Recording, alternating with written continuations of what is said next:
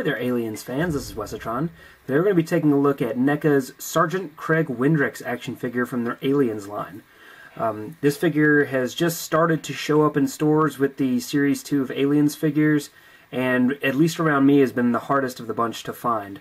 I'm hoping I can get another one of these to keep in package. If you don't know the deal, Kyle Windrix, this character, Craig Windrix, wasn't actually in the movie, but sculptor Kyle Windrix has a brother who was in the military who contracted cancer a while back. He's been fighting it, unfortunately recently lost the battle, but he made this to honor him, and this is the just kind of a generic Marine to help fill out your ranks. So this figure comes in the standard clamshell. Mine's a little damaged here. Packaging from Amazon is never 100% great, but great photos here on the side. On both sides, we've got the camera view again, very, very cool. On the bottom, we've got all of our credits here, including, you know, Randy Falk as the main guy, Kyle Windrix under sculpt, all the guys we're used to seeing, John Wardell, Trap, Chris Longo doing packaging, Steve Mazurik doing the photography, so typical top-notch work over there. We've got a shot of the character here, and here we have the kind of generic blurb about Aliens once again. So, oh, and the cross cells at the bottom. Hello, face. So, that's pretty much it on packaging. Standard NECA fare. Let's get him out of the package and see what he's like. And here we have Sergeant Windrix out of packaging, and I've got him in a sort of just generic take a knee type of pose with his gun down range. Very, very impressed with this figure. I have got to say that this has become my favorite Marine so far, not based solely on character, because of course I really like Hicks and Hudson and all the others, but this is the first one that I feel like works the way he's supposed to. The situations that I ran into, if you remember from my last figures, I had issues with the ankles. There were metal rings inside the hips that prevented them from turning right. When you would turn them, they would pop off. No problems on this guy. This guy is stout. He is wonderful. Love it. Before we get into the figure himself, I will show you the complement of accessories he does come with. They all fit in his hands and everything very nicely. He is the first character to come with the Flamethrower, which looks really, really nice. The OD paint on it is excellent. Flat black, just kind of adds to the whole military look. Excellent, excellent details. Very, very cool. I dig this a lot. I don't remember from the movie if there's supposed to be like a hose coming off the back. I think the canister here is supposed to be the fuel for the flamethrower, but looks outstanding. No effect part to attach to look like flames or anything, but it does look very, very nice, and as you saw, it fits in his hands very nicely. I'm not going to remove it, but he also comes with this little torch here. It's hooked to the belt just like all the others, so you can pop that off if you desire.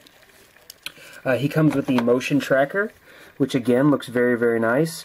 We got the OD in flat black as well as on the gun, and you can see there's a nice little sticker inside that's got aliens moving on it. It's very cool. The strap on it is a nice soft rubber, so it hangs very nicely and very naturally on the figure. Very cool. And the light that clips onto his back, he can hold it in his hand if you wish, but it's got some very nice detailing, and actually even plugs into the back better than my previous figures as well. I would say overall, this is definitely a step up as far as the Marines all go. I never did find out if this actually rotated or not, because it looks like a separate piece here. You see there's a small gap there, almost like it might rotate, but I never got the other ones to move, so a little nervous about moving that one. But anyway, looks great. Figure itself, I will set up and we will zoom in a little bit so we can look at those details. And here's a close-up of Sergeant Windrix. So you can see the paintwork is very nice, the eyes are very well done, nothing wonky or anything. The hair is sculpted perfectly. It looks just excellent. If you actually go on the Facebook page, you can see several pictures of Mr. Windrix, and the sculpt is actually very close to him, so it looks very, very nice. We've got the battle damage armor that we've seen before, only now we've got some new tampographs on it. We've got a little penguin here with a snow cone, or an ice cream cone, sorry. Down over here we've got a bowling ball and some pins. Someone's face, I don't know if that's supposed to be Tank Man, or if that's supposed to be Kyle himself, or I'm sorry, Craig himself, I'm not really sure. But it is funny. We've got his sergeant bars over there and the U.S. flag. On his chest, we've got a heart with the word Dow, who is Mr. Windrix's wife in real life. Windrix on his chest. We've got some wings here on the side. Very cool. D-clips up on the web gear. Very, very nicely done. Still this thing, which I'm still not sure exactly what it is, but this is soft, so this can move around without hindering articulation at all. Same with the actual flak jacket itself with that excellent pattern on it. So that won't hinder your articulation. It is a soft rubber, very cool. Over here, I'm not sure exactly what this patch is. It's kind of hard to make out. It might be, I don't know, Utani, Wayland, something of that nature. Not 100% sure there. But he got the codpiece. Very, very nice work. Same legs and boots and everything as the other figures. Peg hole in the bottom and detail on the bottom of the boots. So overall, a very nice looking figure. Very, very cool. I'm very excited to add him to the group.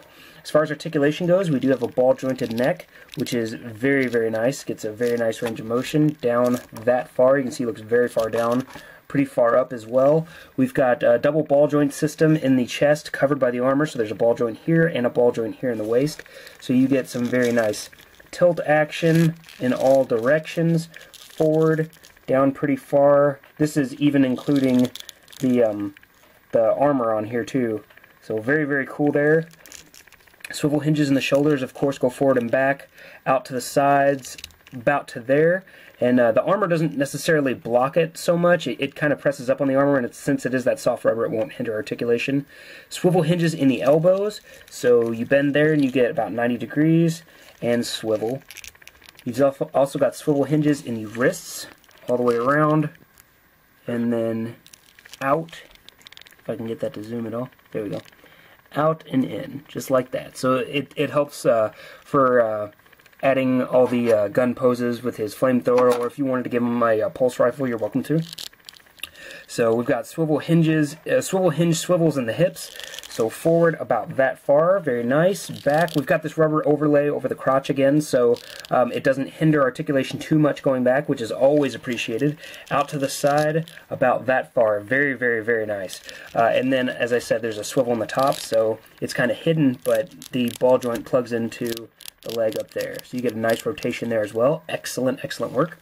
Double hinge knees go about that far back. Very, very cool.